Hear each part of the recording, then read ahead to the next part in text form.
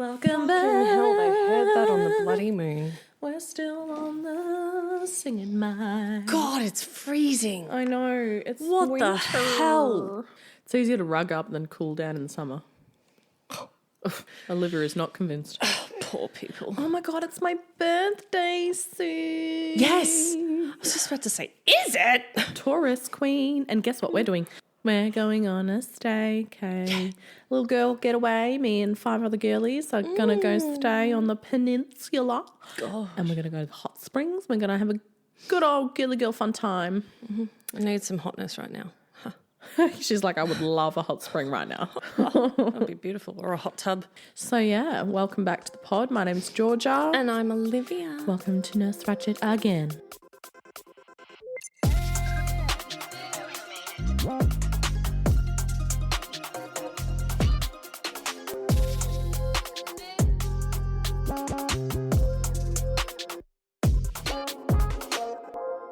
So Olivia and I were just discussing our love lives as one does, and I am updating her now. Currently, I said leave it for the pod on my love life. Brutal. And the love life is that I have pretty much given the Ross to the arse because men are unreliable. In a nutshell. Still single, everyone. Great. Olivia's like, do you have a boyfriend? No. She wouldn't answer me. I have a love. Okay, well, And this is what I'm hearing. I have a love interest. Oh, it's not a boyfriend, but I'm interested. Okay. And who is it? Oh, just a tall, strapping lad with tattoos. 6'3" or something. Wow. Okay. He's got like a piercing here that kind of really gets me off. What, you rub your clit on it or something? He just Nub looks to good. nub. He's just really good looking, and he's got Right. he's got real nice teeth, and I'm a teeth girly. Okay. So yeah, and he's funny. He's hot. I'm into him. We'll see where it goes. Yeah, nice. Nice. I did a can I have your number type situation. Yeah. It wasn't a situation where we met on the apps. It was an in-person situation. We had a little bit of a banter or whatever, and I had the audacity. I don't know where my balls came from in that moment, but I was like, do we have a connection? I think we have. Wow. I'm feeling the vibes. Are you feeling the vibes? I was like, do you want me number? And the way he span around, he was on his way out. He span on his fucking heel, my friend, and I felt like the Queen of Sheba. Oh, wow. I felt like I had game, bitch. Yeah, well, I guess you do. I obviously have game. Yeah. It's a fucking game. Anyway, we've been chatting. We're going on a date to take me out for dinners. Okay. Nice. Go us. What does he do? He's a garbage man. He also has his own landscaping business. Oh, I nice. do believe too.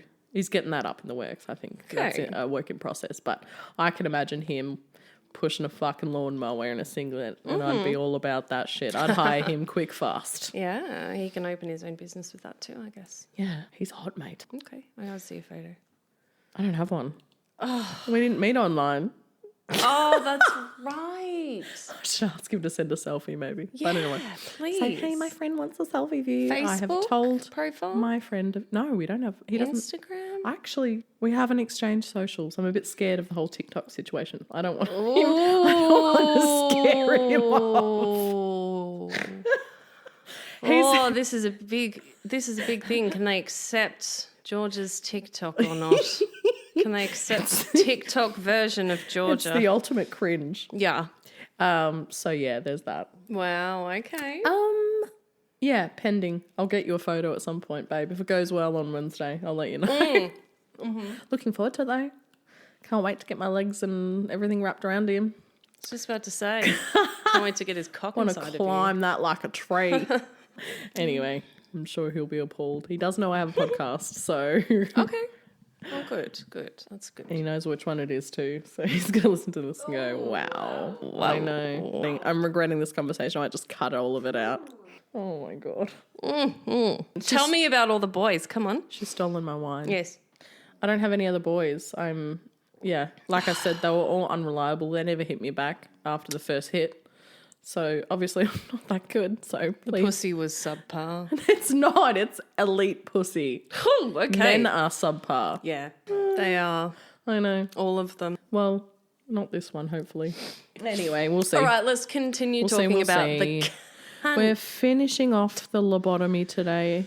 So the transorbital lobotomy we touched on in the last episode, which Freeman performed very quickly, sometimes in less than 10 minutes, was used on many patients with relatively minor mental disorders that Freeman believed did not warrant traditional lobotomy surgery. Less than 10 minutes? Yeah, just fucking 3 big whacks with a fucking mallet straight into the eye fucking socket. 10 minutes. Operation over. You're cured. More like day procedure. Yeah. No anaesthetic. A large proportion of such lobotomized patients exhibited reduced tension or agitation, but many also showed other effects such as apathy, passivity, lack of initiative, poor ability to concentrate, and a generally decreased depth and intensity of their emotional response to life. Mm-hmm. Zombies, basically. Right. Some died as a result of the procedure. No shit. However, those effects were not widely reported in the 1940s, and at that time the long-term effects were largely unknown because the procedure met with seemingly widespread success. Freeman travelled across the country, visiting mental institutions, performing lobotomies and spreading his views and methods to the institution staff. Contrary to myth, there is no evidence that he referred to the van that he travelled to as a lobotomobile. But there is a myth going around that he had a lobotomobile. That's great. Iconic. I love that name. I would not be surprised, seeing as he had a lobotomy booth. Like, most of these operations Freeman performed for free as demonstrations. He just loved fucking people up with ice picks. Freeman's name gained popularity despite the widespread criticism of his methods following a lobotomy on President John F. Kennedy's sister, Rosemary Kennedy. Did you know that? No. I didn't know this either. Oh, my Lord. Crazy. Okay. Apparently really well known. I just didn't know. Which left her with severe mental and physical disabilities. A memoir written by former patient Howard Dully called My Lobotomy documented his experience with Freeman and his long recovery after undergoing a lobotomy surgery at 12 years of age. Wow, no. I know. After 4 decades, Freeman had personally performed possibly as many as 4,000 lobotomy surgeries in 23 states, of which 2,500 used his ice pick procedure, despite the fact that he had no formal surgical training. Is this still in the 30s that he's up to about 4,000? No, this is like from 1930s through to 1960. Okay. So, yeah. In February 1967, Freeman performed his final surgery on Helen Mortensen. Mortensen was a long-term patient and was receiving her 3rd lobotomy for Freeman, and we'll get into her later.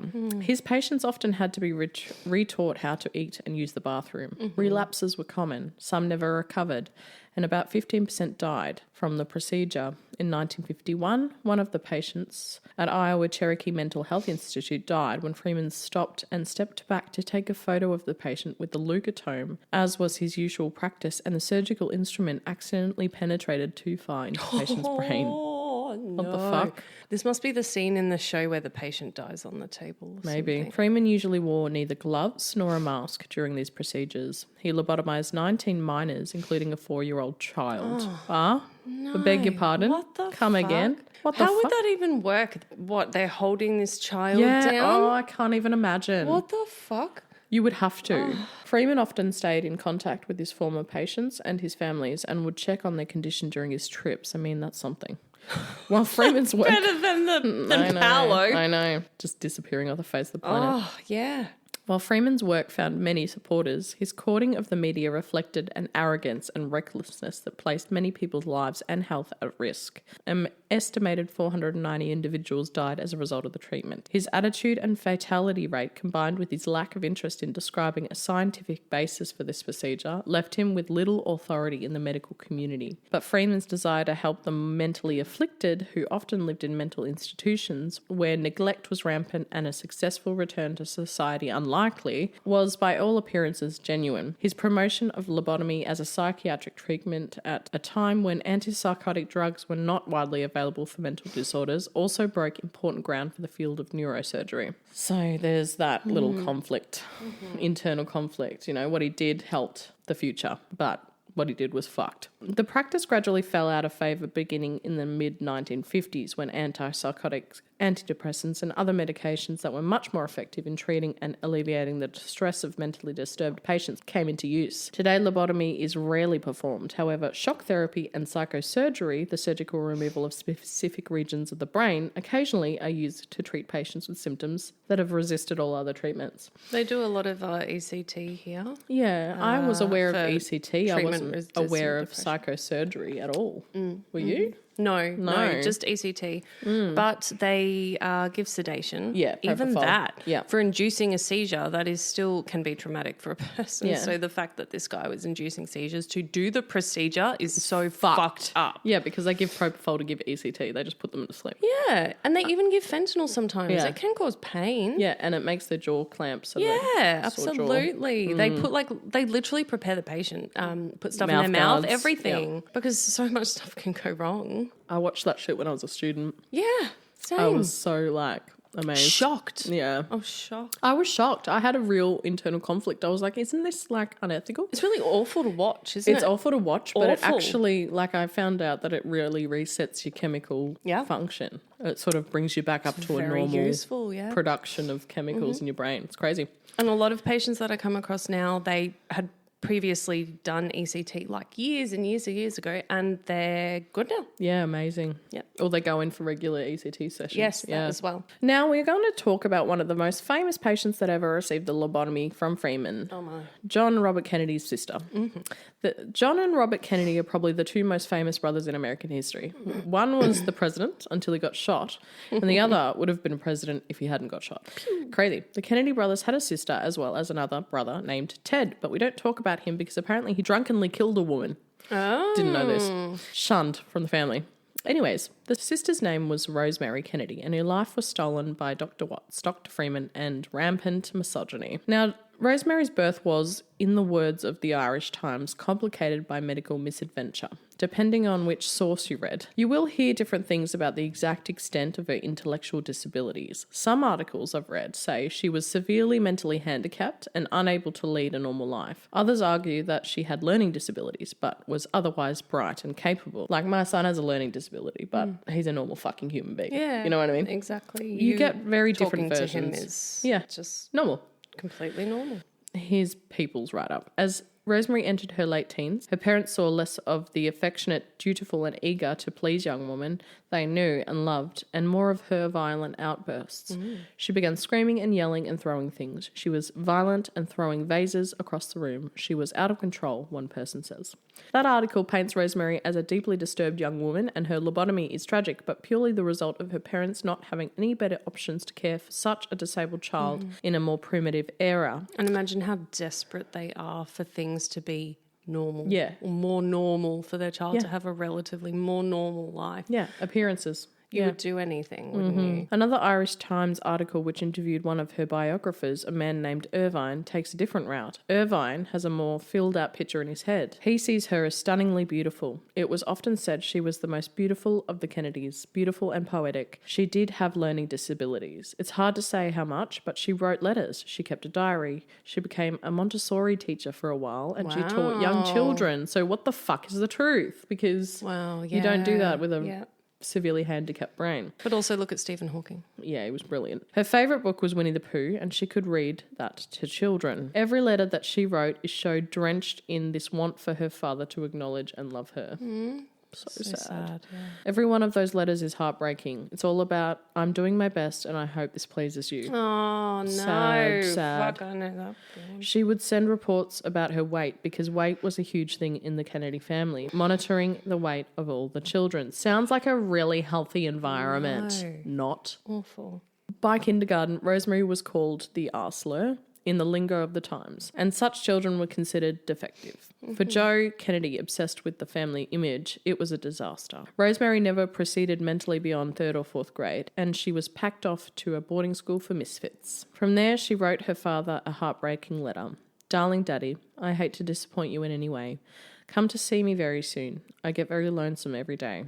Poor thing. Rosemary finally caught a break when her father became ambassador to Britain and she thrived in a London convent school. But back in the States, Rosemary, who again was very attractive, began attracting admirers. At 20, she was a picturesque young woman, a snow princess with flushed cheeks, gleaming smile, plump figure, and a sweetly integrating manner to almost anyone she met. And of course, as Larson writes, her parents found her sexually dangerous. And I think this gets to the core of the Kennedys' family issues with Rosemary more than anything.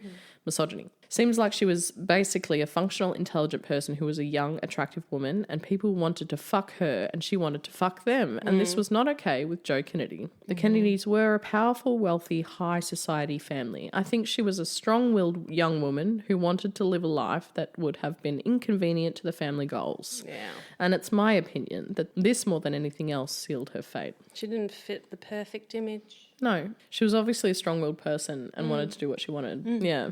The final decision on whether or not to perform the lobotomy on Rosemary was up to the family patriarch, Joseph. Without his wife's knowledge, he took Rosemary to see Dr. Walter Freeman, the controversial neurologist, psychiatrist and professor at George Washington University, who had gained fame from popularising lobotomies in America. He took it to the best at the time. And at that time, everybody was touting the best thing for mental illness, the lobotomy.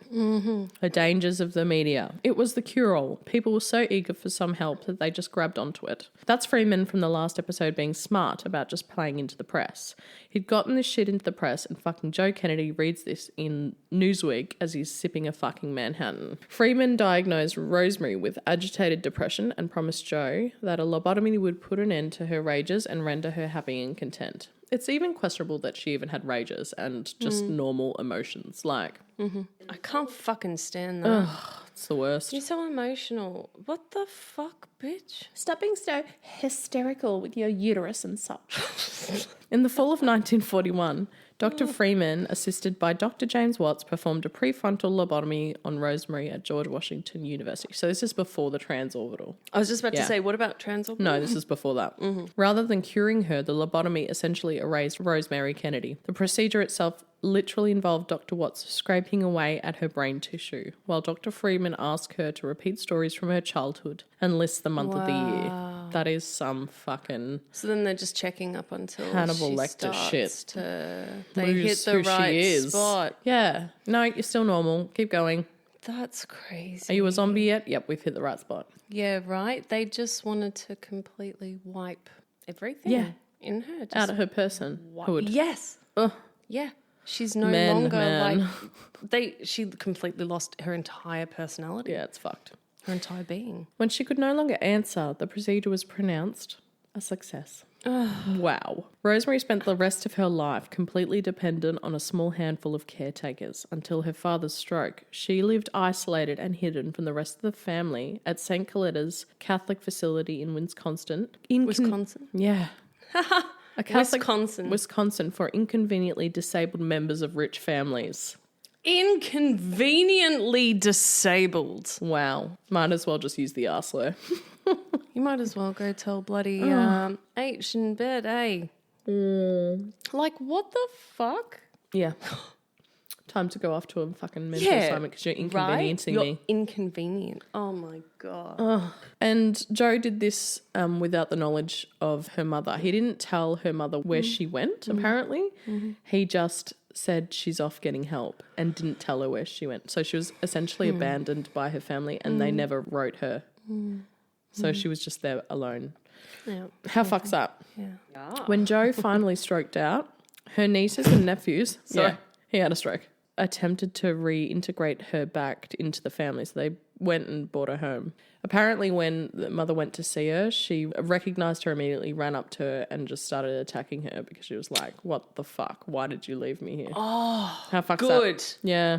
But any hope she'd ever had of an independent life, of forging an existence for herself, was obliterated by Doctors Freeman and Watts. Eunice, which is the mum, Eunice Kennedy would eventually create the Special Olympics in honour of Rosemary. And a 1987 story in the Saturday Evening Post brought the whole sordid tale to light. But that was far too late to stop the career of Walter Freeman from reaping an unspeakable toll on human lives. By 1945, at the end of Freeman and Watts' collaboration, around 150 lobotomies were performed annually nationwide. But But in 1946, Walter Freeman introduced his revolutionary transorbital lobotomy technique and started teaching it to surgeons and non-surgeons all around this glorious land.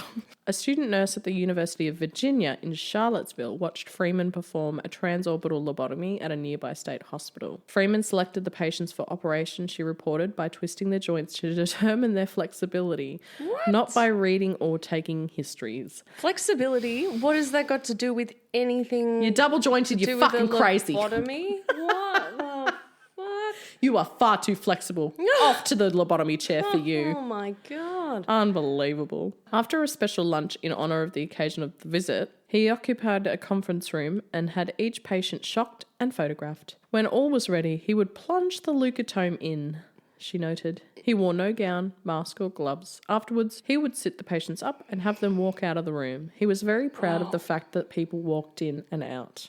Wow. Okay. None had to be carried like that's some sort of fucking success story. Although one or two of them sagged badly on the way out, she remembered. Sagged They did walk with the help of people. They probably forgot how to walk because I mean, you took out that part of their brain. Would not be surprised. Wow. After several operations, Freeman enlivened the demonstration by cutting nerve fibres on both sides of the brain simultaneously. He moved both hands back and forth in unison, cutting the brain identically behind each eye. It astonished me that he was so happy, so high, so up. Darren recalled the sequence of events as a living nightmare, a deeply disturbing performance. So he was doing transorbital lobotomies through both eyes at the same time, showing off. How fucked. Frank Freeman, Walker's son, was occasionally enlisted to help his father in these lobotomy exhibitions. They would spend weeks at a time on the road, crossing thousands of miles, visiting numerous hospitals and lobotomizing huge numbers of people. Casual father-son time. In 1952, Frank helped his father perform a lobotomy. The process started when Walter immobilized the patient with a series of powerful electric shocks. And then, as Frank recalled, I was there to hold the person's legs down. Oh, no. Oh, my God. When the patient stopped seizing, Walter would lift the eyelid, jam his ice pick inside, and shatter the bone that separated it from the brain. He would carefully hammer away at grey matter until both sides of the frontal lobe had been disconnected. Yeah, not sure about carefully. Carefully? How the fuck would you know that it had been disconnected, firstly? If you're just shoving something into the eyeball. Apparently they could feel it, know? Right? When they're doing a spinal or an epidural, you can feel things as you go through the layers. That's the only thing I can think of. They could feel it. Brains have layers between lobes. Oh, well, maybe there's a space. I'm sure you'd be able to feel things. Not sure. I'm not a neurosurgeon, thus I don't do brain surgery, you know? Casual. Frank recalled, I was kind of impressed. He made it look so easy. That good, right? What? Okay, if you say so. The entire time, he believed himself to be something of a heroic medical radical, pulling his discipline forward into the future. His motto was, lobotomy gets them home, which meant in effect that lobotomizing people allowed them to exist comfortably and without complaint in American society. It's impossible to know how many of Freeman's patients truly benefited from this treatment. His summaries of his results were always very biased, and it's never possible to analyse them outside of the lens of his own opinions. Objective scientific analysis of the results of lobotomies in this period are essentially impossible to find. We know that at least 490 of his patients died as a result of his services, but also know that lobotomizing human beings was not simply a matter of medical necessity. The longer Freeman worked as a solo lobotomist, the more he leaned into the performance art side of the field. Shocking his colleagues, for instance, grew into a great source of pleasure. Once during a lobotomy demonstration at a nursing home in Baltimore before a group of surgeons, he replaced his surgical hammer with a carpenter's mallet. Okay. He delighted in reporting how other lobotomy demonstrations made a Columbia University professor of neurology weakened with faintness, sickened students in England, and so outraged a German neurologist that Freeman said, I almost had to push him out of the way in order to perform the operation, just gassing himself up and putting others down because he's so amazing. Several times he showed off his virtuosity with the leucotome by performing two-handed lobotomies, like I said earlier, working with both eye sockets simultaneously. Jesus. His cross-country trips in pursuit of lobotomy patients and his own self-appointment as the Transorbital Procedure International Ambassador only heightened Freeman's sense of professional solitude and caused him to commit serious errors of judgment more than once. He worked with the leucotome forcefully enough to break it inside of a patient's brain. Wow. Well, Yeah. that's fucked That's up. so fucked. That It's just like, patient we'll just leave that in there. definitely died. We'll just leave that in there. Didn't happen. Many of Walter's patients were unable to walk away or really think about his ministrations. But this caused less of an issue than you might think. The bulk of his clientele were inmates at asylums, and the folks paying for surgeries didn't so much want those folks healed as they wanted them quieter. People in charge of hospitals often welcomed Freeman into their institutions. Some of the lobotomized patients would go home because they'd actually been helped by the procedure, and the others were generally easier to manage. Freeman himself wrote, "The noise level of the ward went down, incidents were fewer, cooperation improved, and the ward could be brightened when curtains and flower pots were no longer in danger of being used as weapons." Jesus. It made them easier to deal with. That's like the consistent Yeah. story. It's like they're zombies. It's not necessarily good. In 1947, Freeman operated on a Washington cop. The cop hemorrhaged on both sides of his brain and, in Freeman's words, was never able to do more than the simplest of tasks around the house from then on. God. By 1954, tranquilizers like chlorpromazine replaced lobotomies as the preferred treatment for agitated people in asylums. Just drug them instead of stabbing them, you know. Freeman left Washington for Los Altos, California, and for the next 18 years he split his time between lobotomizing people and hiking. Random. Yeah. Actual medical science gradually left him behind, but Freeman continued his research on transorbital lobotomies. In 1960, he treated one Howard Dully, an 11-year-old boy, with what I would describe as mild to moderate behavioural issues, like what is normal for a child. Howard fought with his brother, lied to his parents, and occasionally stole candy. So, of course, stab him in the brain.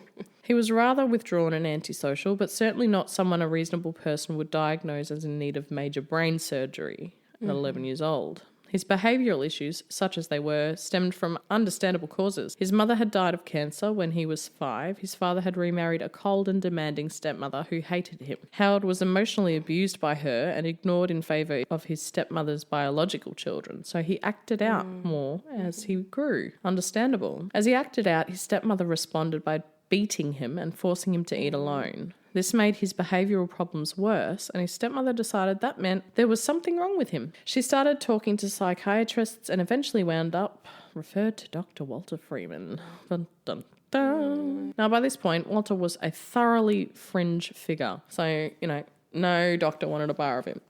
Lobotomy was still practiced far too widely, but most medical professionals no longer believed it was anything but a deeply flawed last resort measure.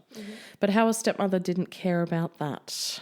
When Walter interviewed her stepson, he saw evidence of profound disturbance. Quote, "He is clever at stealing, but always leaves something behind to show what he's done. Therefore, you're crazy." Freeman recorded his notes from October 1960. Based on a brief interview, Dr. Freeman declared Howard to be schizophrenic and prescribed 1 dose of scrambled brain for the young boy. When he met the famous doctor, Howard was struck by his round glasses, his suit, and his stylish goatee. Typical child. Wow, he looks weird. The end. Later, Howard would say, "Was I fearful?" He survived this, by the way. "Was I fearful? No. I had no idea what he was going to do to me." When Howard awoke the next day, his eyes were swollen and bruised, and he was running a high fever. He recalls a severe pain in his head and the discomfort of his hospital gown, which gaped open at the back. He had no idea of what happened. 8 weeks after the doctor first saw him, Howard came around from his operation in a state of numbed confusion. So he woke up 8 weeks after the procedure. Wow. The hospital report stated that he had been given a transorbital lobotomy. A sharp instrument was thrust through the orbital roof on both sides and moved so as to sever the brain pathways in the frontal lobes. Dr. Freeman's bill came to $200. Extraordinarily, he survived. Now Howard would go on to live a full life eventually, but first he suffered through years of homelessness, mental illness, and a deep confusion as a result of the damage done to him. He would grow into a school bus driving trainer and a living monument to the resilience of the human brain. But one cannot help but read his story and wonder how much less painful his life might have been if a shit-heeled doctor hadn't driven an ice pick into his fucking brain. Amazing that he became a bus driver. Like, Yeah. pretty cool. Could have been an academic, but the brain you never can know. heal and form new connections and stuff, but Yeah, obviously it's especially- limited. Especially with young brains. Yeah. Neuroplasticity and all that. Yeah. In 1964, he conducted an experiment on 14 disturbed mental defectives, whatever that is, mostly young schizophrenics. In a letter to a colleague, he explained that his experiment tested the efficacy of injecting hot water into the brain after stabbing it with an ice pick. I know. When will this end? Please stop experimenting. Walter, please stop. Holy shit. Do it to yourself. Pour hot water into your fucking eye socket and swizzle it around, you cunt. No, don't want to do that? Fascinating. I was prepared to accept 2 fatalities, but fortunately all the patients survived. Oh, great. Good to know that you were prepared to kill 2. Off 2 of them. 2 of them can fuck off. That'll be fine. Since Walter worked at a variety of different hospitals during this period, he enlisted a number of different nurses to help him in his thousands of procedures. One of these people was Helen Comer, a nurse in West Virginia for 34 years. I found her account in an article written by StoryCorps. In 1954, I assisted Dr. Freeman in doing a transorbital lobotomy. I was a new nurse at the time and I was drafted to work in there with him. Had no idea about what I was getting into, but I was curious and I wanted to see it, and I saw it. The room was full of people. Everyone wanted to see what was going on. People from town and everywhere else came up to witness the occasion, just all the general public watching this. He came and I held the patient's head and he did the lobotomy. He had an instrument. To me, it looked like a nail. A great big nail. Wow. It had a sharp point and he inserted this into the corner of the individual's eye and banged it with a mallet. And then he pulled from one side and pulled to the other. Ugh, how horrific. It wasn't easy. It wasn't easy to watch. I know that day we lost one patient because they couldn't stop the bleeding, and I can't remember if any others died. It wasn't what I thought it might be. To me, it was cruel, but that was just my opinion. I was just doing my job that I was employed to do. Yeah. And she was a woman. Remember, I've seen all kinds of things in my line of work, so if I stopped and dwelled on each little thing, I'd be hurting. I remembered he was relaxed. He was very calm while he was operating. He made it look easy to do. I think he just had an extremely high self-confident personality. Narcissist. He didn't have any qualms. He wanted to prove he was right. He was convinced that he was right. I thought, how can a man be relaxed just going blindly into the brain? But of course, I didn't have the authority to say, stop that. These patients were not young ones. I think they were about 30 or 40 years old. I knew 2 of them. After the operation, I found that they had changed in their personality. My impression, which I remember still, was that they didn't ask any questions. Expression of deep turmoil in their heart or in their soul was subdued. There was something missing. Emotions, I would say. A 1937 New York Times article listed the various symptoms for which lobotomies were often prescribed. Tension, apprehension, anxiety, depression, insomnia, suicidal ideas, delusions, hallucinations, crying spells, melancholia, obsessions, panic states, disorientation, signs of psychic origin, nervous indigestion, and hysterical paralysis. So you and me would be fucked. I know. We would be like we totally always have getting the lobotomies. shits. We would be done for. I would have had a lobotomy a long time ago if Yeah. I was in that era. Walter Freeman was on the somewhat defensible side of medical history, as I said earlier. There was a time when mental health professionals believed that all mental issues stemmed essentially from repressed memories and traumas and other things that a therapist could work out. Freeman was on the vanguard of doctors who argued that many brain problems were physical or chemical in nature and based more on circumstances of biology than things that happened to the patient. Now we know it to be a bit of both. And Freeman and his fellows wound up being right, sort of. We know today that many mental issues do stem from hormonal and chemical imbalances, things that can be corrected with medication or, in rare cases, surgery. Walter identified the problem in mainstream medicine rather correctly. He was just very wrong about its solution. And because he was such an advocate for his solitary practice of lobotomizing people, he failed miserably to advance the theory of mental illness with the time. He had a disregard for the use of medical formalities. He chewed gum while he operated and displayed impatience with what he called all the germ crap. Routinely failing to sterilise his hands or wear rubber gloves, despite a 14% fatality rate. Now, 14% isn't good, by the way. yeah, That's I was just really about to say, so bad. Now, in case you aren't aware, a 14% fatality rate is essentially criminal. Any modern surgeon who killed that many patients with what they considered to be a routine operation would be investigated on suspicion that they were some sort of serial killer. They're doing it deliberately. Yeah. Absolutely. But of course, Walter Freeman was not really a surgeon. He was just a doctor who'd found a lazier way to perform brain surgery using a tool from his kitchen. God damn it. Unbelievable. So therefore it's completely unregulated in a How way, fucked. isn't it? The fuck thing is people recognised how fucked it was and did nothing. They just distanced themselves. Yeah. Walter's personal life was no prettier than his career. In 1946, he watched his 11-year-old son, this is awful, the namesake of his grandfather, die horribly in Yosemite National Park. The boy was... Yosemite? Yeah, sorry. That's okay. Soz. The boy was filling up a canteen in a stream when he fell over and was dashed to death upon the rocks. Must have been some hectic rapids. Yeah, how awful. Okay. Walter's wife, Marjorie, was a chronic alcoholic, which is not surprising, and the doctor cheated on her constantly. Still, his remaining children considered him to have been a good father and defends his legacy today as a medical trailblazer. I found this quote from his son, Frank, now a retired security guard, and I think it was meant to sound positive, but it just sounds unintentionally horrifying to me. Okay. He was a marvellous father, Frank said. He loved his children and always made time for us out of his busy schedule, taking us camping every summer all across the country. Frank recalls being invited to observe a lobotomy when he was 21 and vividly remembers having a little crack as the orbital plate fractured. It only took about 6 or 7 minutes, and Dad kept up a running commentary. Indeed, the original ice pick used for the first transorbital lobotomy came from the Freeman family kitchen drawer. Fuck yeah. I wonder how many bloody dead chickens that thing cut up. Like, seriously. It literally came from his kitchen drawer. We had several of them, said Frank cheerfully. We used them to punch holes in our belts when we got bigger. Fucking hell. I am enormously proud of my father. I do think he's been unfairly treated. He was an interventionalist surgeon, a pioneer, and that took guts. He wasn't a surgeon. Correction, was not a surgeon. Anyway, go off.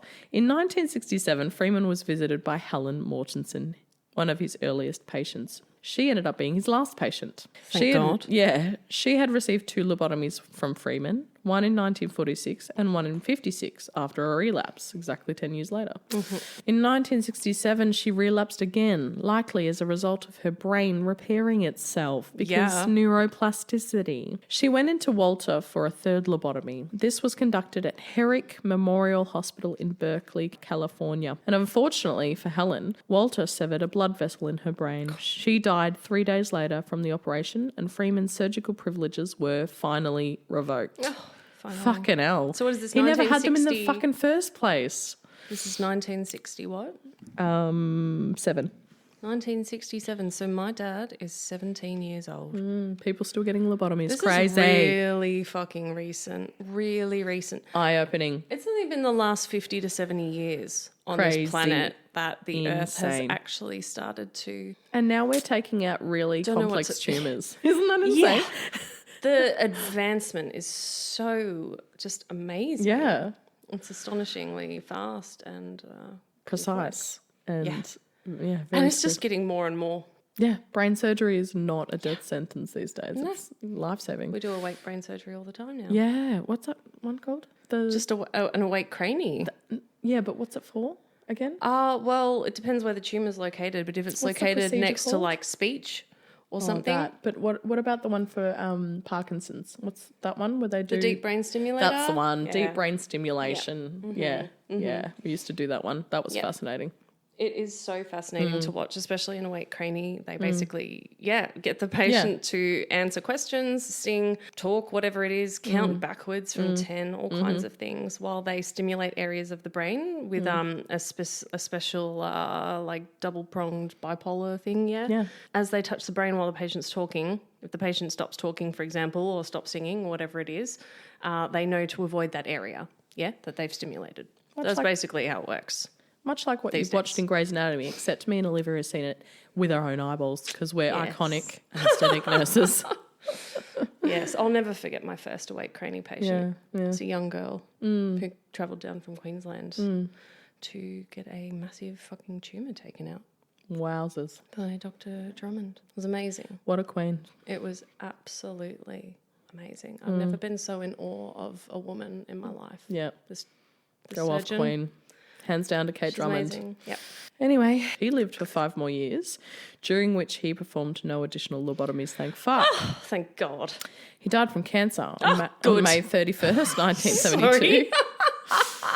At the ripe old age of 76. Okay, well, look, Not too bad. Yeah. Between 1936 and 1950, the wave of lobotomies Walter ignited led to more than 40,000 lobotomies and perhaps more than 50,000. Oh, in 30 years-ish? Yeah. Holy shit. And in how many countries and stuff was this done? Not sure.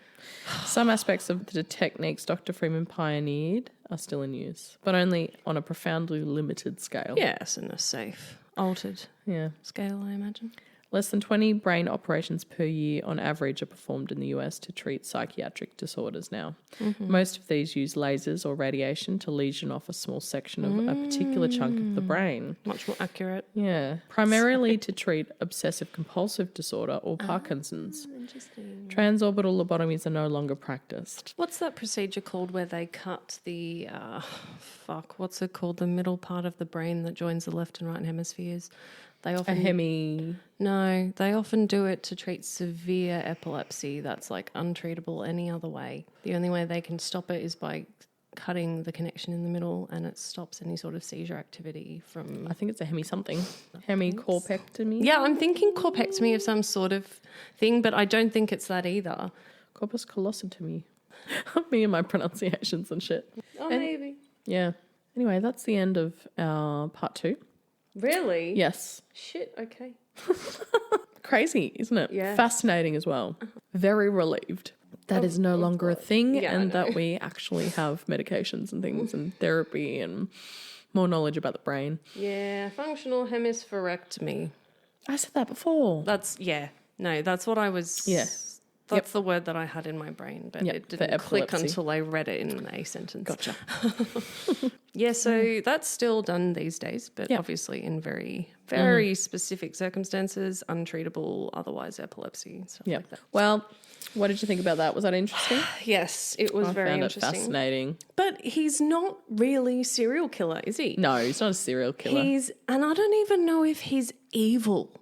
No. Yeah. I don't think he's a evil person. Like, yeah, he's fucked up. And like, what are you thinking, man? But he's an egotistical maniac for sure. Like he is really only out for his own personal gain when you really delve into it. Like he's got a personality disorder at worst. Yeah. But he's not going around going, oh, I can't wait to kill all these people.